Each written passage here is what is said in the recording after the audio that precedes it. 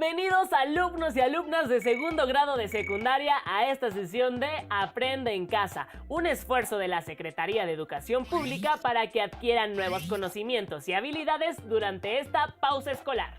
En cada sesión tenemos un acercamiento a los contenidos de las asignaturas que estudian en la escuela.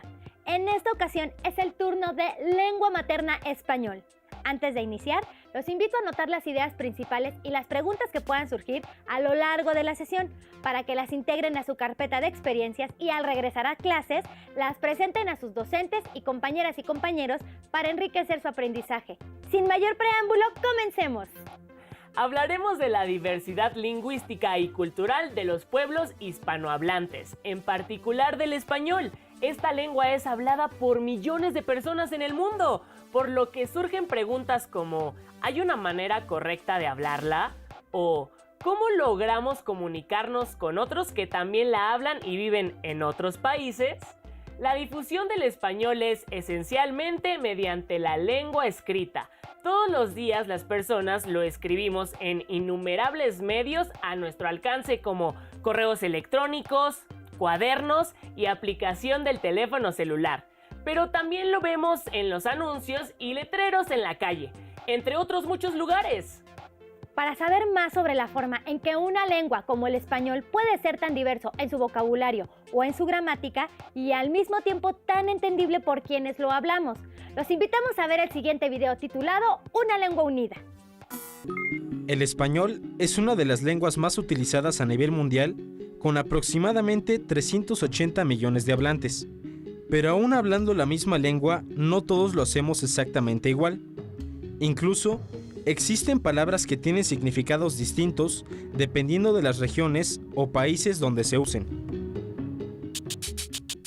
¿Cómo es entonces que los hispanohablantes podemos entendernos a pesar de hablar de maneras distintas? Pues nos entendemos porque el origen de la lengua es la misma, incluso es más rica. Por ejemplo, en México yo me he dado cuenta que el español es más rico que el que hablamos en España. Yo creo que porque se ha conservado la tradición de las expresiones que nosotros hemos intentado hacerlas probablemente más anglosajonas.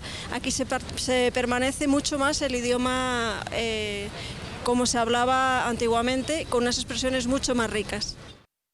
Bueno, la principal razón es que tenemos una raíz de la misma lengua. Somos todos descendientes de españoles porque casi toda América fue colonizada por españoles. Entonces tenemos la raíz común que es el español, la lengua, lo que llaman la lengua materna. ¿Sabías que la Real Academia Española es la entidad que da rango de norma a los cambios que los hablantes incorporan a la lengua en el uso cotidiano? Cuando una lengua tiene numerosas variantes dialectales y sociolectales, es conveniente contar con una serie de reglas y un vocabulario que se consideren ejemplares y constituyen una lengua normativa. Este es el caso del español. Veamos un ejemplo. En español, las siglas en la lengua escrita no modifican su forma cuando designan más de un elemento. Por ejemplo, las ONG están de acuerdo con la decisión. Necesitamos varios DVD. Tengo muchos CD que ya no escucho. En conclusión, debe evitarse el uso, copiado del inglés, de realizar el plural de las siglas añadiendo al final una S minúscula con o sin apóstrofo. Las normas se relacionan sobre todo con la lengua escrita y permiten comunicarse de manera efectiva a los hablantes de regiones o países distantes que comparten el idioma.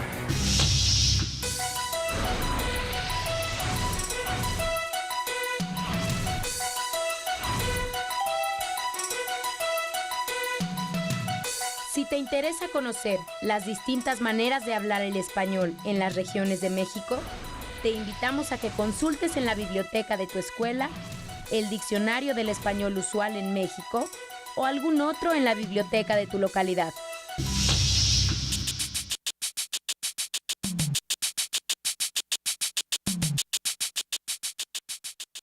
Bueno, esa es una de las preguntas que surgen constantemente. si hay una forma correcta de hablar el español y lo cierto es que no la hay, ¿no? Lo que determina, hace un momento lo decíamos, es los usos y los usos los va determinando la gente, ¿no? Las referencias cambian, los usos cambian, los significados cambian y hay que estar atentos a estos cambios. Finalmente, la difusión de estos significados y de estas concepciones es también lo que nos va dando esta cohesión, ¿no? Los sudamericanos pueden usar, por ejemplo, comentamos hace un rato, la palabra cachos en lugar de cuernos. Y sin embargo, si uno como mexicano escucha la frase, el toro tenía cachos muy largos, ¿no? Es fácil entender que se trata de los cuernos. Entonces, siempre el contexto de una palabra que no conocemos nos ayuda a enfrentarnos a esta nueva palabra.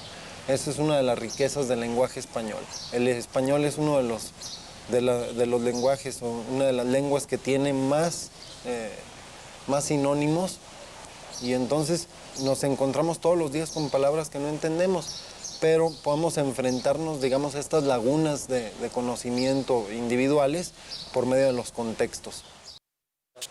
Y por último, ¿cuál es el papel del español escrito como factor de cohesión entre los hispanohablantes? Bueno, uno de las formas principales de intercambiar ideas, de intercambiar experiencias entre las personas son los libros. Los libros o cualquier otro tipo de texto, ¿no? En otros momentos eran las cartas, las relaciones epistolares, bueno, son tremendamente importantes para la difusión de ideas, ¿no? Actualmente, lo puedes ver, el español escrito sigue con un peso fundamental, no nada más por fenómenos como el internet, ¿no? Que no es más que las cartas de otro modo, claro. Sino hasta con los mensajes de teléfono. Todo el día, los jóvenes sobre todo, traemos los teléfonos en las manos y estamos intercambiando ideas, ¿no? Y estas ideas tienen que expresarse por medio de palabras escritas. La forma en cómo las escribimos determina mucho también la forma en cómo nos interpretamos nosotros mismos, ¿no? Entonces, el lenguaje escrito es una expresión del pensamiento, es el pensamiento traducido en palabras. Entre más rica sea la forma de expresarnos, más rica es la forma de pensar que tenemos. Por eso hay que procurar expresarnos de la mejor manera posible, porque eso, digamos que propicia maneras distintas de pensar, formas distintas de ver cualquier fenómeno, y en esa medida pues estamos adquiriendo muchísimos más elementos para enfrentarnos a la realidad. Como vimos, la riqueza del español consiste en la apropiación que los usuarios hacemos de esta lengua. De esta manera, más que pensar en que hay una forma correcta o incorrecta de utilizarla, lo importante es considerar qué usos le damos. Seguramente ya se han dado cuenta que la lengua varía según las características de quienes la usan, por ejemplo, su grupo social o edad. La lengua española, igual que cualquier otra, también varía según el lugar donde se habla. Si quieren ampliar sus conocimientos acerca de las formas en que la lengua cambia, los invitamos a ver el siguiente material. A 55, mire. Un engaño, mire. Ahí está la orilla, mire. Opera Bolsa Mexicana de Valores con una baja del 0.4%. ¿Quiere de puerco o quiere de res, señora? ¿Qué le doy? Lleva el queso Oaxaca, panela, canasto. ¿Qué le damos? ¿Qué va a llevar? Pásele. Ese edificio es una muestra representativa de una arquitectura decimonónica. Por favor, aváncele, no se puede estacionar enfrente de un banco. Los mentoides que tiene son muy buenos para la garganta. Me ha dado por las pesas y ejercicios. Nos daba 10 surcos, allá se llaman surcos. Digamos, al mismo tiempo que tengo como una doble pertenencia. Cero drogas, cero alcohol, pero sí metal, ¿no? ¿Existe una forma correcta de hablar español? ¿Cuál o por qué? Yo digo que depende de los países y los pueblos, ¿no? Porque acá se dice pues y allá se dice pues, usted, así. Pues yo digo que hay varias de conexiones. Pues yo digo que el correcto pues sería como estamos hablando. Como te acostumbres, porque hay personas que no pronuncian bien las palabras, ¿no? Ese sería el incorrecto. Depende, porque como ahorita el que se habla es como ahorita estamos platicando, pero también hay otros que como antes hablaba, ¿no? Que la maya y todo eso. Hay distintos, no nada más está el que ahorita hablamos. Pues sí, existen varias formas de hablar, el inglés, o sea, son distintas formas las que existen, ¿no? Pero, digamos, estamos en México, o sea, están en libertad, pues se habla español, ¿no? Y solamente tenemos así como que una forma correcta de hablar que es el español. O sea, hay personas que tuvieron, o sea, hace tiempo vivieron, o sea, ellas conocieron distintas formas de hablar, como el latín, el maya, así, ¿no? Tantas formas de hablar. Y pues ahorita, o sea, nosotros estamos así como que en nuestra época, ¿no? Y tenemos el español, o sea, ese es el correcto, ¿no? Bueno, cada quien habla a su forma de ser, a su forma de vivir. Y todas las personas hablan diferente, aunque las personas quieran decir que tenemos una forma de hablar correctamente, eso no es verdad, porque ellos hablan de una forma y van a otros lugares y hablan diferente. Podemos identificar a las personas de diferentes regiones o ciudades por su manera de hablar. Así, reconocemos cuando alguien proviene de Monterrey, Mérida o el Distrito Federal.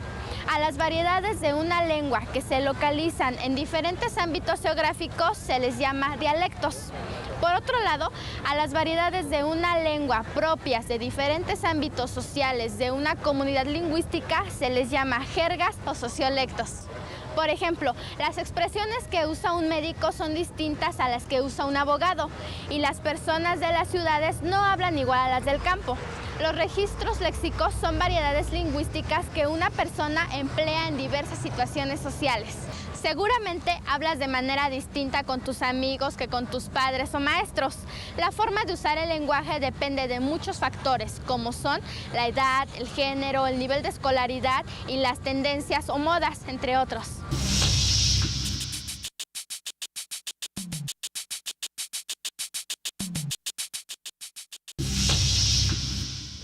Creo que la diferencia fundamental es que nosotros no tenemos influencias desde otros países como es Estados Unidos. Nosotros estamos más separados al ser de Argentina y tenemos influencia más itálica y española. En cambio, acá yo no vi tanta cantidad de inmigrantes italianos y españoles como tenemos nosotros. Y quizá acá haya más influencia de Norteamérica. Pues el español que se habla en España es muy diferente al de aquí porque hay muchas palabras que tienen otro significado que no tienen el de aquí. A veces tienes que explicarlo, igual si quieres decir algo de allí que aquí no lo utilizáis, es como que tienes que hablar como los niños pequeños para que te puedan entender y bueno, eso, que es muy diferente el español de España al español de aquí. ¿Sabías que el idioma español es una de las 3 lenguas con mayor número de hablantes en el mundo? Cuenta con aproximadamente 380 millones de hablantes. Es el idioma oficial en 21 países y en los Estados Unidos, donde no es el idioma oficial quienes lo hablan, constituyen el grupo lingüístico minoritario más numeroso. La mayor parte de los países hispanohablantes ocupa territorios contiguos, constituyendo así una de las áreas lingüísticas más extensas del mundo. El uso cotidiano que los hablantes le damos al español en cada lugar crea diferencias significativas. Por ejemplo, en México una pollera es una señora que vende pollo, mientras que en Argentina y en otros países de Sudamérica esta palabra se refiere a una falda. O para pedir un jugo de toronja en España tendrías que pedir un zumo de pomelo y trabajar en el ordenador y no en la computadora.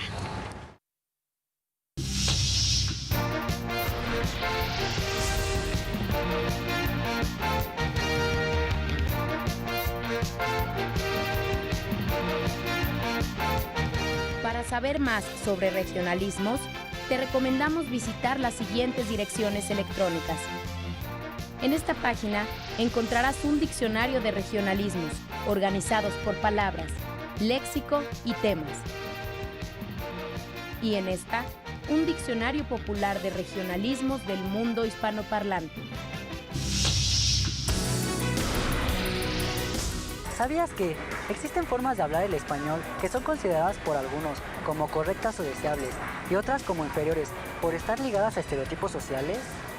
Cuando una persona es excluida de algún grupo social o laboral por su forma de hablar, se trata de un caso de discriminación lingüística que está relacionada con prejuicios lingüísticos, ideas preconcebidas acerca de una persona solo por su forma de hablar. Por ejemplo, llamar a alguien culto, ignorante, fino, vulgar, naco, fresa. Por ello, la Ley Federal para Prevenir y Eliminar la Discriminación, que entró en vigor el 11 de julio de 2003, considera en su artículo 9 como forma de discriminación el tratar a alguien de manera distinta por su forma de hablar.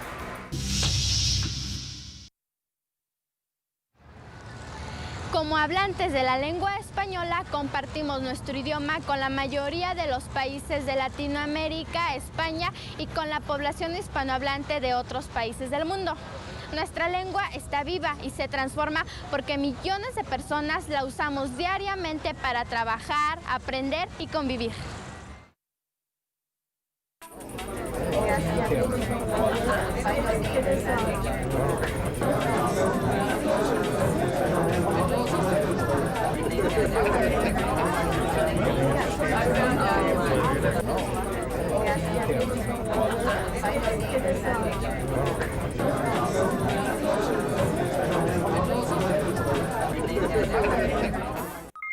Según el video anterior, el español es la lengua que caracteriza al continente americano.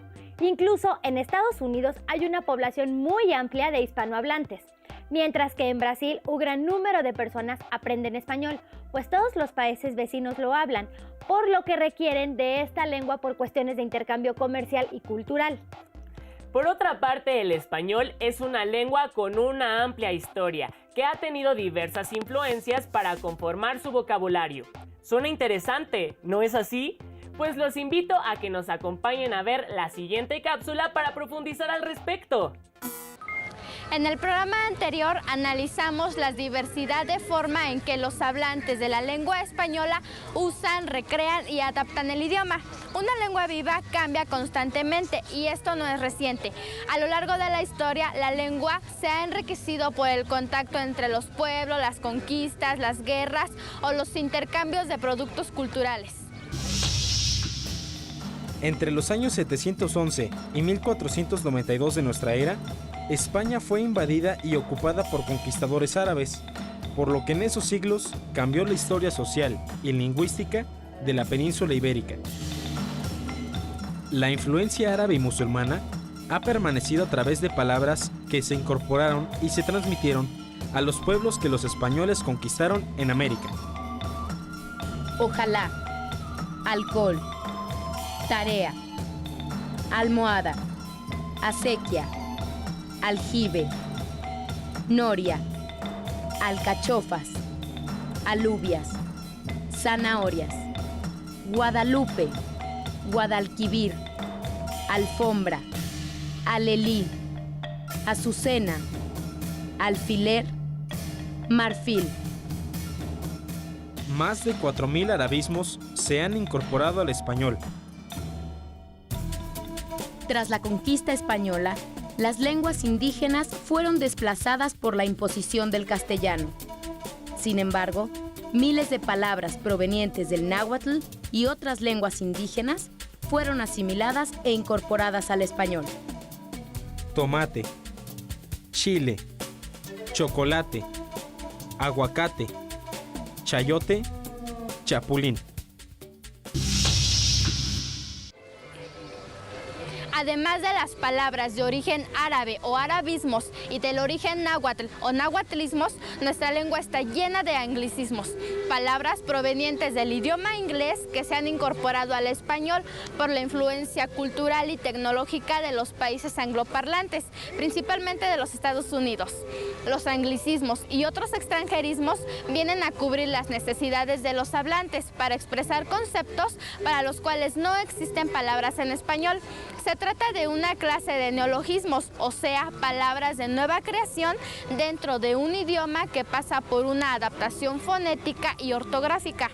Algunos ejemplos son fútbol, hippie, ok, chat, jazz, champú y show.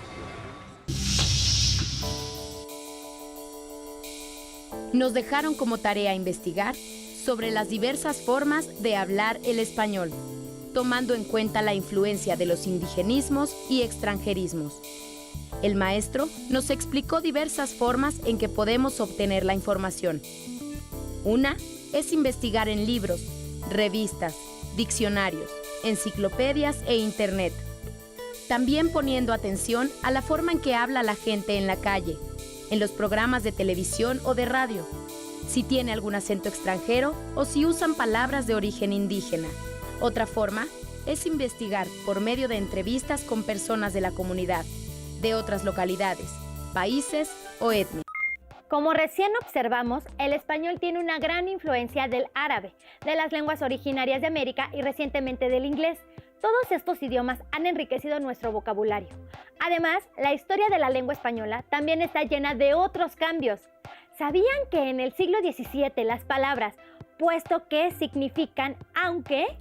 Las lenguas también cambian en sus sonidos. Por ejemplo, el sonido de la letra J no existía en el siglo XV, por lo que una palabra como el verbo dijo se pronunciaba dicho y se escribía con X.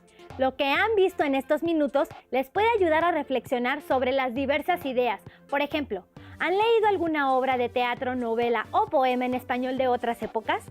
¿Qué les resultó fácil de leer y qué se les dificultó? ¿Pueden identificar entre las personas que los rodean a quienes comparten rasgos en común en su forma de hablar nuestra lengua, ya sea por su actividad o edad?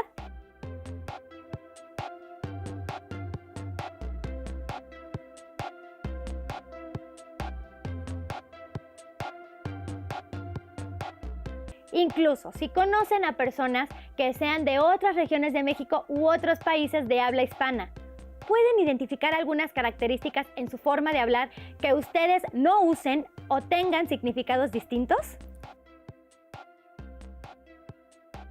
¿Se han preguntado por qué tener vocabulario de otras lenguas enriquece al español? Además, ¿qué pueden hacer para evitar la discriminación lingüística en su entorno? Los invitamos a platicar con su familia sobre estas inquietudes. Sus notas y reflexiones pueden incluirlas en su carpeta de experiencias. Además, consulten su libro de texto para tener ideas y nueva información sobre este tema. Esperamos que esta sesión les haya sido útil para mantener el ritmo de su aprendizaje desde casa. El objetivo es acercarles el contenido de las asignaturas, por lo que no se pierdan el siguiente programa de Aprende en Casa. Además, no dejen de seguir las recomendaciones en materia de salud. ¡Nos vemos pronto!